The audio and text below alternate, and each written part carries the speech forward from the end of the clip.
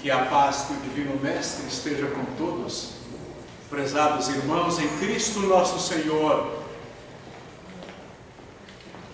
Quando um leque dourado de sol queimava as últimas nuvens e apagava-se no poente,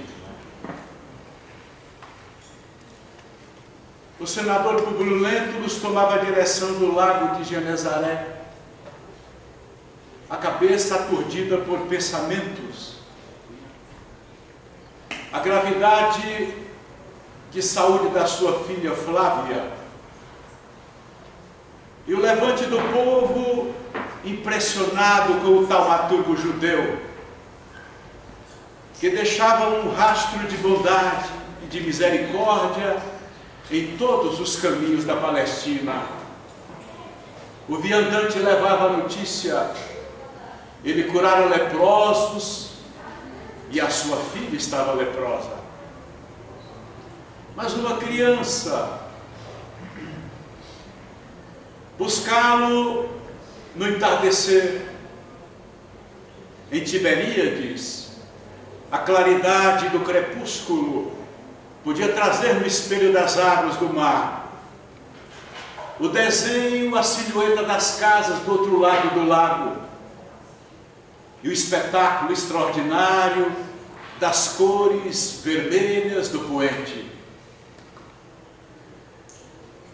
Ele então, ao ganhar as proximidades da orla, aproxima-se de um banco de pedra no qual se apoia, inconscientemente, e cogita: quem sabe ele poderia se deparar com aquele homem extraordinário, porque naqueles sítios, como em Cafarnaum, ali mesmo, em torno do mesmo mar da Galileia, ele estivera diversas vezes, como narrava o povo, lançando as redes com os pescadores, curando doentes. Estamos no ano 31 para o ano 32 da nossa era. Passos lentos, ele ouve, e um homem ainda jovem se aproxima. A fisionomia, o semblante nazareno, os cabelos partidos ao meio, não havia dúvida, era ele. Senador, por que me procuras? E ele tem um frêmito, estarrecido, não articula uma palavra como resposta. E Jesus então, olhando, fitando-o frente a frente, se aproxima e leva a destra na testa do parlamentar romano e diz a ele, no modo paternal: eu não vim ao mundo para encontrar os motivos de acusar a criatura humana. Eu vim consolar aqueles que estão desconsolados como o vosso coração. De um homem duro, que ao longo do tempo caminha pelos atalhos do equívoco. Eu não procuro um homem de estado superficial e orgulhoso. Eu procuro um pai com o coração sangrando de dor, com uma filha desenganada pela ciência do mundo. Eu não venho ao teu encontro senão por uma réstia de fé que ainda sobra como um rastro no seu destino. E devo lhe dizer, senador, trago-lhe uma lição eterna de humildade e de fé. E lhe chamo para endireitar a trajetória do teu caminho ainda agora. E poderás fazê-lo, no entanto, se não quiser, daqui a alguns milênios. Porque somente os séculos poderão corrigir com a dor o teu coração desviado dos caminhos do Deus Altíssimo, o nosso Pai Criador. Eu lhe digo, meu irmão, volte ao seu lar, consciente da responsabilidade com o teu destino. Se por acaso a tua filha for curada, recorde-se sempre que do teu coração há de surgir um preito de gratidão para com esse mesmo Deus que você não conhecia, do qual veio me dizer. Um diálogo do qual é tirado esse texto, este conteúdo da obra há 2000 anos, psicografada por Chico, ditada pelo Espírito Emmanuel. Entretanto, o conteúdo resumido de um momento que se alonga do entardecer até por volta das 9 horas da noite. Quando Jesus, antes de desaparecer, de certo modo, percebe que o senador tem um apagão nos olhos, e quando ele volta à objetividade, Jesus não se encontrava mais. Mas ele está recostado no mesmo banco de pedras. Parece que o tempo não passou. Era verdade. Era uma realidade extraordinária. O que fazer agora? Aquelas mulheres de má fama que o seguiam como a meretriz de Magdala e que não conseguia mais voltar a lupanar. O vigoroso tribuno romano não tinha mais possibilidade de voltar à senatória. Mas como não? Ele era um senador. Aquele profeta Galileu viera lhe falar de fé e de humildade. O que fazer agora? E ao chegar em casa, a primeira notícia de que a sua filha já anunciava melhoras, que vão se consolidar nos dias seguintes.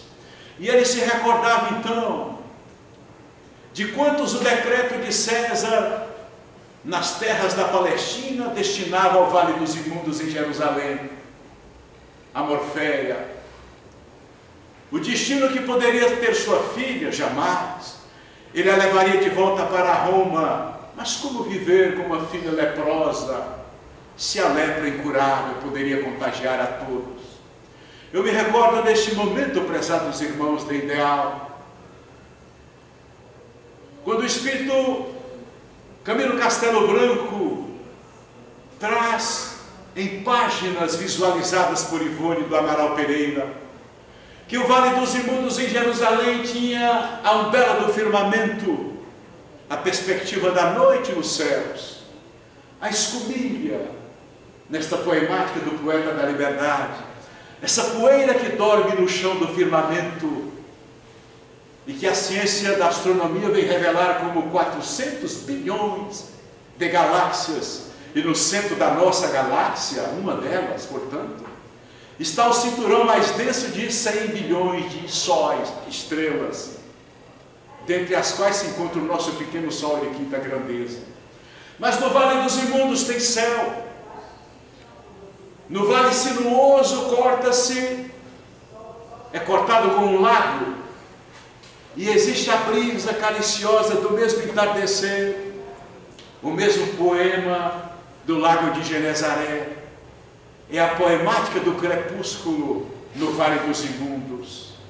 Mas o Vale dos Suicidas não tem trégua, não tem céu, não tem brisa, não tem claridade, não tem firmamento. O senador, voltando, leva para o próprio destino a responsabilidade, que é o motivo da chamada desta noite. Porque Deus não pune e nem perdoa. Ele nos dá a oportunidade da existência e de uma fieira delas. Sou eu o artífice da minha trajetória, como dizia Sócrates aos seus juízes. Para onde quer que eu vá, eu me carregarei. Morrer, partir na direção futura de uma vida que prossegue depois da vida no rumo do país da morte, é apenas de mudar de localidade. Saímos da realidade física momentânea menos que um bloco centenário e retornamos à pátria da erraticidade, onde não existe a dimensão de tempo nem de espaço, porque a eternidade não é medida. O momento em que nos encontramos agora, sim, porque estamos sujeitos à fatalidade biológica de um organismo constituído por quase 100 trilhões de células, que reduzidos a uma matéria densa é do tamanho de um prego caibral, cujo corpo é quase 80% de água na sua constituição. Quem somos nós nessa existência? Senador, por que me procuras? Por que procuramos Jesus? Porque viemos ao seu encontro na noite dos séculos, em reencarnações plurimas. E 2000 anos depois, estamos nos bastidores de uma casa de estudos espíritas falando deste mesmo Nazareno que saiu de uma aldeia de 300 habitantes, que calçava sandálias e carregava o pó da estrada, que não tinha onde recostar a cabeça. Porque este testemunho extraordinário que ele nos convida, com a mesma ressonância de todas as eras, a endireitarmos o caminho na direção do amor. Quando ele termina aquele diálogo em Tiberíades, ele diz a Públio Lentulus, porque ele capta a mente da criatura, e então ele redargue no diálogo da mente com a mente: nenhum poder da terra, todos os poderes da terra são nada perante o poder de Deus. Toda a força de Roma é uma claridade de fogos de artifício, porque a vitória das forças do mundo são fugazes, todas as grandezas são efêmeras. Agora volte para o seu lar, com a responsabilidade sobre o teu destino.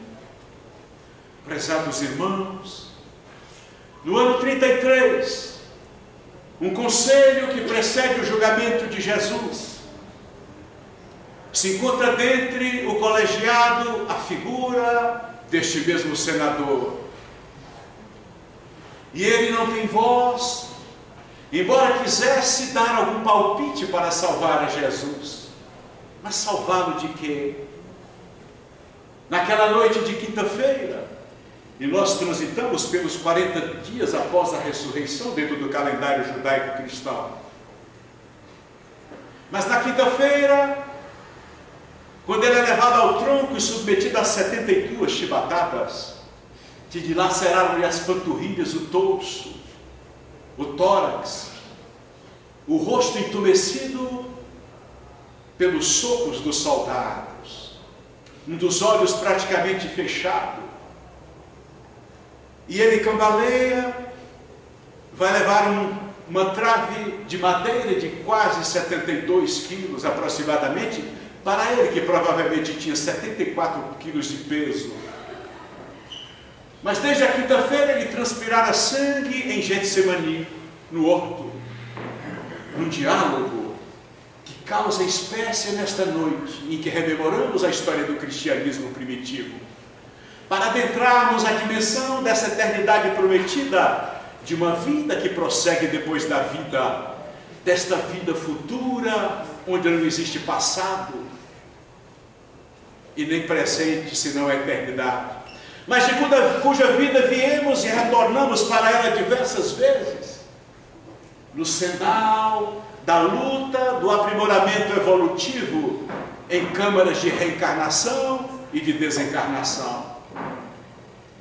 E ele então, olhando este mesmo firmamento a que me referi, na noite de Getsemani, ele diz: Pai, afasta de mim este cálice, se for possível. O luar da estação era o equinócio, provavelmente do mês de abril. Despejava sobre as galhadas do horto a melancolia majestosa da beleza do plenilúnio, como narra Emmanuel. E ele está sozinho, completamente só, mas com Deus. Porque todos nós teremos um momento na jornada em que nos encontraremos completamente a sós, embora o parafetivo amor da nossa vida, embora os filhos, que são os maiores amores da existência, a despeito dos amigos, que são a amizade que nunca, o amor que nunca morre, nós teremos sim um momento de recesso em que nos encontraremos na amplidão de um espaço em que os companheiros mais queridos não estarão conosco. Porque os discípulos dormem, estão sonolentos e desanimados. Ele volta à intimidade do horto e os concita à prece, à reflexão, à vigília, mas eles dormem.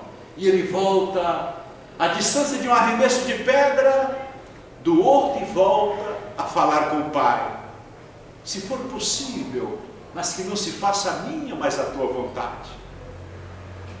E nós entendemos nesta lição extraordinária de uma vida provisória na direção de uma vida que não acaba nunca, de que muitas coisas que pedimos a Deus Ele não nos concede, porque Deus nos dá quase sempre o de que necessitamos, e não o que as nossas quimeras e os devaneios tolos, como diz o poeta popular, nos chama a realizar. Dizia um sábio da antiguidade, Pitágoras, que para cada sonho que se não realiza na terra, há um pesadelo que não se concretiza no mundo, porque quase sempre os nossos sonhos são desses devaneios tolos. Nós almejamos coisas na terra, e porque não conseguimos ter aquilo que queremos, nos entristecemos. Numa obra dos anos 40, do autor André Gide, ele cita aquele casal que adota uma menina cega e a leva a uma cirurgia com um médico europeu famoso, que é a cura da cegueira. E quando levam a moça para passear no bosque de Bolonha, ela se volta para os pais adotivos e diz: eu não compreendo porque só o olhar da criatura, como nós humanos, é entristecido. Só os homens têm a face contrafeita. Porque papai e mamãe, eu verifiquei que os cachorros que são puxados nas coleiras pelo lago com seus donos estão garros, balançando o rabinho, e que as crianças juvenis são contentes na sua inocência, mas os adultos se entristecem com pequenas coisas, com pequenas contrariedades, e portanto não tem resistências morais, não tem resiliência, capacidade de enfrentar as grandes contusões dos encontros humanos que nos aguardam, porque ainda somos infantis do território da emoção, porque os nossos anelos, os nossos alvos, o nosso sentido existencial ainda está pulverizado na horizontalidade do mundo, quando a verticalidade do destino pós-morte me aguarda na direção do país da morte, porque todos estamos com a sentença de morte decretada. Como dizia Guimarães Rosa, a nossa morte está publicada em edital. Somos como prisioneiros americanos aguardando o dia da execução. Mas o Dalai Lama nos lembra, nós vivemos como se nunca fôssemos morrer, embora é a única certeza que temos. E amontoamos todas as coisas no território horizontal dos sentidos. Captamos a realidade numa ótica, de tal modo que eu gostaria de juntar tanto quanto o suficiente no meu celeiro para, no momento em que eu envelhecer, ter a reserva para cuidar da minha saúde, comprar os remédios e pagar os melhores médicos. E como a doença chega, e como os remédios e os médicos não conseguem nos devolver a saúde, podem prorrogar a morte, nós ficamos sem ter vivido a vida, porque lutamos para juntar coisas. Não conseguimos conquistar de volta a saúde, estamos condenados por uma fatalidade biológica à morte. Qual o sentido existencial da vida? O que nós viemos fazer aqui? Na manhã da sexta-feira, ainda na manhã, por volta das 10 horas, Jesus está crucificado. Por volta das 3 da tarde, o corpo derreia na cruz, os braços pedidos com os cravos, nos pés um cravo de 22 polegadas. Ele então expira num grande brado, entregando o espírito, que é imortal, nas mãos do Pai Criador. E Nicodemos, um dos doutores do Sinédrio, contagiado pelas prédicas daquele homem que falara em Tiberíades, em Cafarnaum, naquele circuito, durante a sua vida pública de quase 3 anos, vai pedir a Pilatos, acompanhado de José de Arimateia, que lhe dê o corpo para ser sepultado, porque certamente ele seria devorado à tarde pelos corvos e à noite pelos chacais. Aquele moço de semblante puro, crucificado, quem o olhara outrora não esqueceria jamais, o olhar especioso e grave. O semblante trazia majestosamente uma melancolia, entremeada por um sorriso discreto e muitas vezes por lágrimas que lhe saíam dos olhos. Era aquele mesmo Jesus que Pôncio Pilatos olhava subindo o Gólgota, levado pelo mesmo espirro do chicote. Pilatos adquiriria um transtorno obsessivo compulsivo de lavar as mãos, até que em 35 ele se suicida contra uma espada, carregando consigo o terrível remorso da covardia egoísta que todos nós seres humanos temos. Porque dificilmente nós sairíamos da condição cômoda do camarote da nossa realidade para nos afligirmos com o problema dos outros, nos enveredarmos com situações que não nos pertencem. Ele lavar as mãos era um problema dos judeus que julgassem Jesus segundo a lei deles. E nós então aprendemos esta lição. A lição, sobretudo, da coragem de assumir uma postura diante do mundo. Qual o verdadeiro sentido da palavra caridade, segundo a entendia Jesus? A palavra caridade quer dizer amor em ação, caritas do grego, trazido de primeira vez pelo apóstolo Paulo, aquele Paulo que não conhecera Jesus, mas que vai deparar-se com Jesus na entrada de Damasco, quando cai da montaria, e vê no centro do fanal de luz que desce dos céus como uma rampa, descer um homem que se agiganta e estaca à sua frente. Paulo, por que me persegues? Ele ainda era Paulo. Por que me persegues? Senador, por que me procuras? Você e eu, que já conhecemos porque nos detemos nesta procura e neste encontro. Porque todos nós cairemos do cavalo como Saulo, que era Paulo, e teremos que nos converter, porque somos artífices do nosso caminho. Temos a consciência da responsabilidade sobre o nosso destino, agora que já conhecemos. Mas esse processo de mudança poderá demorar algumas encarnações, quem sabe algumas décadas. Paulo opera dentro de si uma mudança tremenda, a capacidade de resgatar uma existência, tanta coisa numa só jornada. Mas nós poderemos optar, como dizia Jesus ao senador: poderás me seguir agora, está na tua vontade, ou somente daqui a alguns milénios.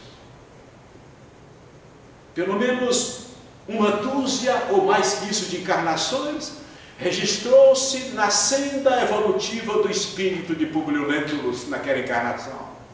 Ele estará 50 anos depois levando a charrua mínima de um escravo nestório, e aparecerá tantas vezes no Brasil depois de 1500 vestindo a batina de um sacerdote, o padre Manuel da Nóbrega. Voltará a terras brasileiras, depois de um entremeio de encarnações, como o Padre Amaro, a última encarnação conhecida dele aqui no Pará, desconhecido de todos, não se encontra nesse nome na internet, de um sacerdote do Pará, como o Padre Amaro, para aprender na solidão do recesso do seu Jardim das Oliveiras, as grandes realidades do infinito nas reflexões,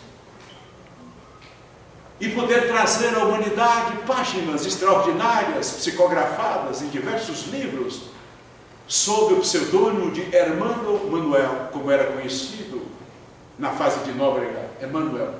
Manuel. E agora um menino de 14, de 15, de 16 anos, não sabemos exatamente, reencarnado em São Paulo. Quem será esse brasileiro? Será que nós conseguiremos identificar? Porque Emmanuel é mais ou menos como nós, mas muito melhor do que nós, supomos. O que nos espera na vida futura, prezados irmãos? Porque ao deixarmos o último fardo físico, nos depararemos numa porta de passagem que o Espírito André Luiz chamou de umbral. E em nosso lar, nós temos as 3 esferas que dividem esta estação do espaço, que começa na superfície imediata do globo e se adensa, considerando 6 metros de altura, a topografia da Terra. Na terceira esfera está a colônia, nosso lar. Como é que nós adentraremos a primeira esfera? Para onde nos transportaremos, nos levando tal qual somos aqui? Porque não há uma proposta salvífica facilitadora para os cristãos espíritas. Jesus nos disse: quem quiser segui-lo, tome a sua própria cruz e o siga. Ele carregou a dele. Como exemplo de que no mundo só teríamos aflições, ele dizia: mas tenham fé, porque eu venci o mundo. E nos prometeu, no coração do Sermão do Monte, que é um enfeixe de discursos pronunciados numa das montanhas de Coroati, nos ofereceu os céus, o reino dos céus para aqueles que forem aflitos na terra. Misericordiosos, mansos, puros de coração, os que promovem a paz, os que têm fome e sede de justiça, os que são perseguidos por causa da justiça e do seu nome, herdarão o reino dos céus. Então eu vim ao mundo construir na terra o reino dos céus, mas eu estou construindo a minha casa. Eu preciso de trocar de carro, porque o meu carro precisa ser trocado. E depois que eu tenho a unidade habitacional, eu começo a fazer investimentos de dinheiro que está sobrando para deixar a herança para os meus filhos, por que não? E quando o dinheiro suficiente está passando da herança, eu começo a inventar viagens. Por que não viajar para descansar? É necessário descansar o nosso organismo para termos saúde depois de um mês e voltarmos a trabalhar mais 11 meses. Mas nós percebemos, ao olhar da sacada do nosso castelo, da nossa vivenda, da nossa casa, quando começar a sobrar um pouco, eu descubro que eu sou depositário, usufrutuário e não sou proprietário de nada, e que não vou levar daqui senão as qualidades morais, a inteligência e os conhecimentos, e que cheguei aqui sem nada, embora tenha conseguido tudo, e voltarei do outro lado sem nada. Estamos no umbral. Não tem cartão de crédito no umbral, não tem cartão do plano de saúde. Quem vai me socorrer, me levar para uma unidade de terapia intensiva, para uma enfermaria de tratamento, porque eu fui acidentado, porque eu fui assassinado, que Deus nos livre, porque eu morri de uma dor dolorosa, de uma morte encobridada com uma doença longa? Quem me socorrerá? Ultratumba. Quais são as credenciais que eu tenho? Eu não tenho QIs do outro lado? E nós voltamos então a André Luiz, que nos fala desse umbral. Quando ele chega lá, ele dá uma paradinha de 8 anos. A região lamacenta, ele suga na seiva do pântano a água, uma espécie de alimento, porque ele tem a mesma sede de alguém que, embora não tendo mais corpo físico, tem sede. Ele tem as mesmas sensações ampliadas, porque é o psiquismo humano pulsando a sensação que estava no corpo. No corpo amputado precocemente em razão da ingestão de bebida alcoólica em excesso. Mas 8 anos de cadeia no umbral. A gente vê todo dia agora no Brasil gente boa descendo para a cadeia. Será que nós vamos sair daqui para uma cadeia do outro lado? E a nossa cadeia do outro lado, que Deus tenha misericórdia, podia ser mais maneira do que essa de André Luiz. 8 anos. A região crepuscular, o melhor. escura. Via-se uma bola no céu, que era o sol, atrás de uma bruma construída com a ideoplastia dos espíritos que habitam naquela região ao longo de décadas, de séculos, porque a cidade provavelmente foi feita com a ideia dos mesmos desencarnados a partir de 1500. Mas ele não tem fé nesse Deus. Ele perdera muito cedo essa capacidade de cogitar de uma vida depois da vida, porque o mundo afinal é muito prático aqui. E a academia de ciência não lhe permitiria, dentro da medicina convencional, onde ele curava a criatura, onde estava Deus? Devassara cérebros, não encontrar espírito. O espírito não estava em um corpo morto, não existe espírito. Mas ele se dava conta que ele continuava vivo e sabia que tinha morrido. E uma ovação pronunciada numa quantidade de infelizes como eles que o chamavam de suicida. Mas eu não fui suicida, sim, foram um suicida indireto, pelo uso quanto mais da bebida. E nós temos esta lição, desta vida futura que nos aguarda, deste portal de passagem. Como é que nós vamos entrar lá? Ainda bem que ele é provisório. No dia em que ele deseja com a profundidade que nós desejamos agora, e que desejaremos sempre com a fé e a humildade que Jesus ofereceu ao senador romano. Essa simplicidade de dizer: Deus, tenha misericórdia, eu não quero cadeia, eu quero prestar serviços à comunidade espiritual, eu quero trabalhar, eu não quero penar num porto infeliz.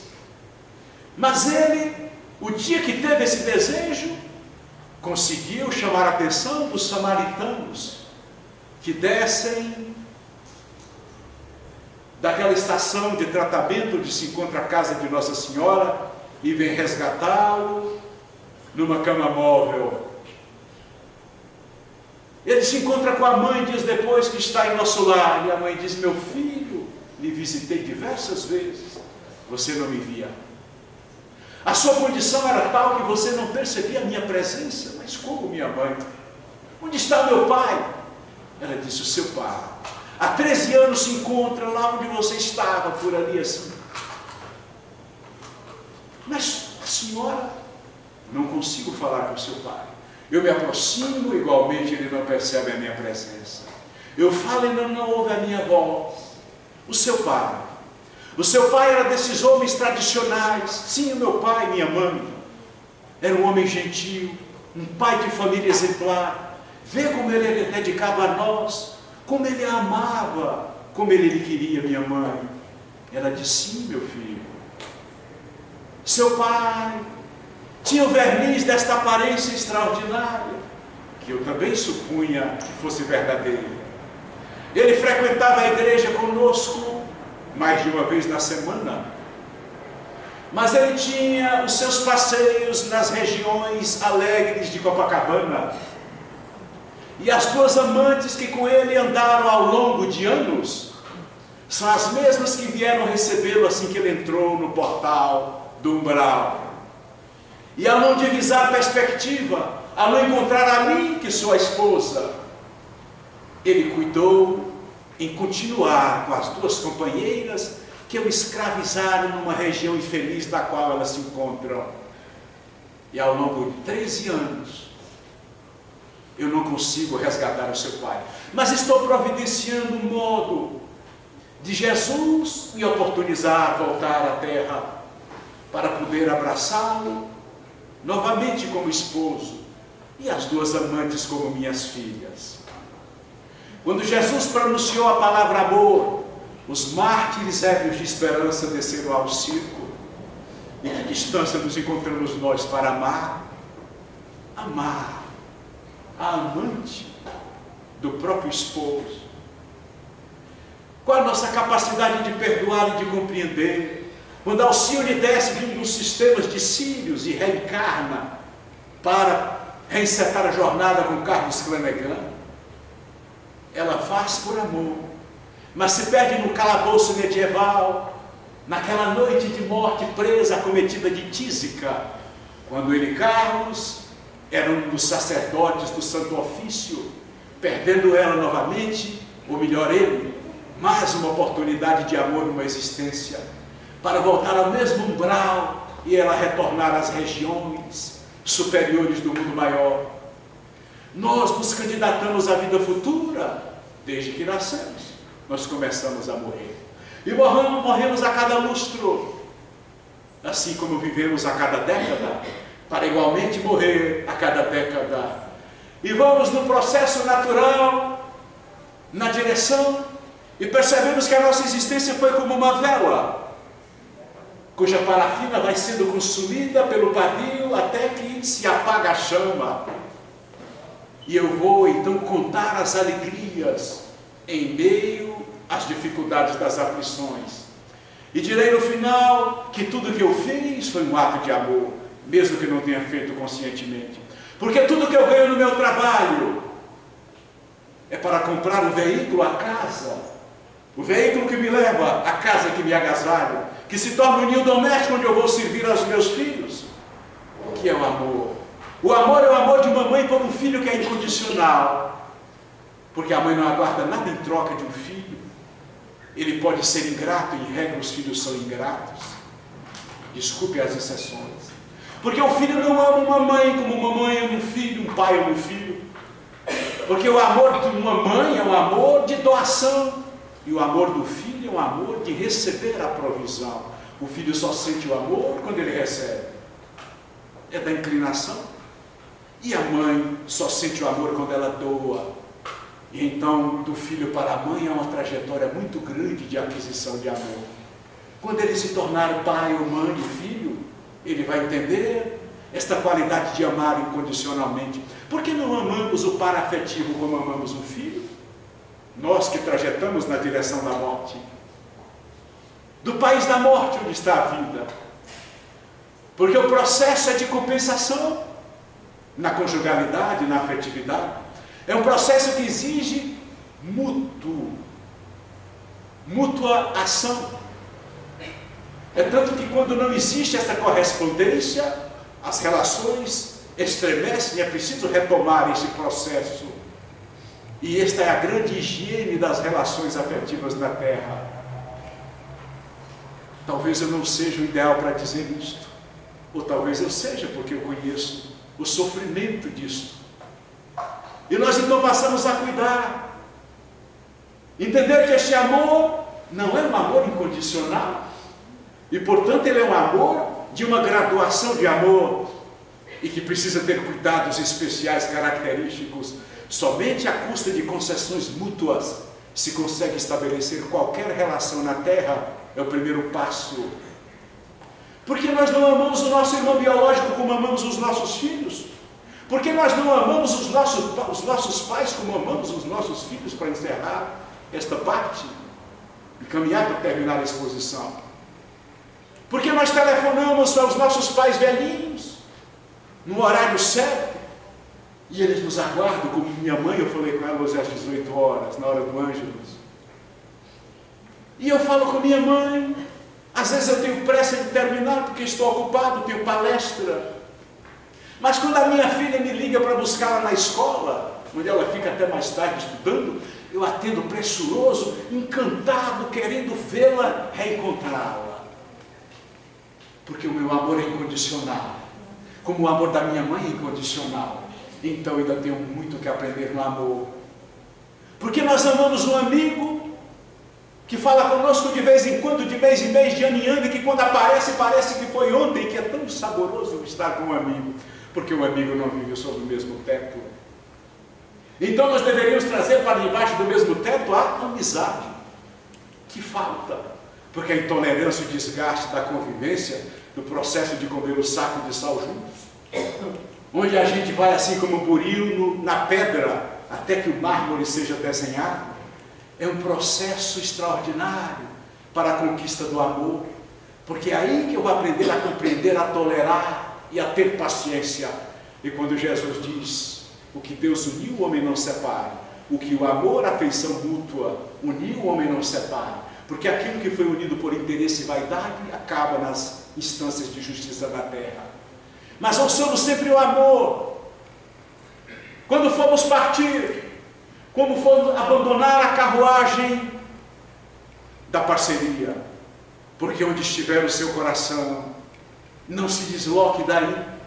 Este lugar lhe cobrará sempre no recôndito da consciência um processo de eterna saudade e de necessidade, por mais difícil que seja, porque só o amor, este amor, é que é a lógica da nossa grande união. Eu termino, prezados irmãos, das nossas uniões na terra, recordando a todos que vale a pena passar pela vida por uma fieira de dificuldades, contanto que tenha amor. Amar até doer, dizia Madre Teresa de Calcutá. Este amor em que você não aguarda nada em troca. É o amor de mãe para filho ainda. Mas deveria ser os nossos amores pelos nossos amores. Este amor, como diz Emmanuel, em que eu amo e não cogito ser amado. Estamos tão distantes dele. Porque eu ainda aguardo a compensação de um muito obrigado. É infantilidade. Eu ainda aguardo que alguém reconheça que eu fiz algo de bom e me decepcione e me magoe. Quando eu faço algo e alguém não reconhece, não dá muito obrigado sequer. Eu vim ao mundo para servir. E a alegria maior que se pode ter no território da paz da consciência é perceber que você fez algo que serviu. Porque com esses adjetivos de bondade, de doação, de amor, de um bom doador, você entrará como credenciais no mundo maior e não terá que estagiar nas cadeias do moral, não terá que sofrer nas expedições infelizes desta porta de passagem. André Luiz pede à mãe dele: a senhora vai voltar para onde a senhora está? Onde a senhora se encontra? Me leve com a senhora. Não posso, meu filho, não posso. Eu quis te trazer, meu filho, não pude. Gostaria de te levar, não posso te levar. Porque deste lado daqui vigora a lei de Deus e não a lei da mãe. Não nos enganemos com as propostas facilitadoras de um Jesus que cura, de um Jesus que salva, porque Ele é misericordioso e também irresponsável, que passa a mão na nossa cabeça, assim como o diretor do Detran que dá uma carteira de habilitação para quem não passou no teste de volante. Nós não poderemos, do outro lado, nos tornar anjos por uma concessão gratuita de uma graça, cuja palavra o apóstolo Paulo nunca quis dar esse significado. Entendamos definitivamente que somos seres espirituais em evolução, e que o processo de nascer na terra é tão doloroso como o processo de morrer. Vejam Segismundo, na narrativa da obra Missionário da Luz, quando André Luiz narra a aflição que o espírito sente ao adaptar-se à forma do processo encarnatório deitado numa maca, numa enfermaria espiritual. O terror de morte que ele tem, de sair da realidade espiritual para ingressar na realidade física. Que Jesus nos abençoe, prezados irmãos. Há um mês e pouco mataram um médico famoso de Goiânia, aqui no Jardim Botânico, e os jornais nos mostraram a fatalidade, porque o ladrão chega com o revólver, o médico está olhando o endereço de uma casa, o carro quase parado, mas não tão parado, e o assaltante acha que ele está fugindo e o mata com um tiro na cabeça. E nós paramos no semáforo, eu não posso avançar. O semáforo está fechado, mas eu posso ultrapassar e pagar a multa, porque dependendo da hora da noite em Goiânia, eu não devo ficar parado. Mas a linha de fluxo transversal dos carros não me permite avançar, e eu olho nos retrovisores, no vidro, no espelho que vê o vidro de trás. O painel da frente, em que momento o assaltante vem me matar?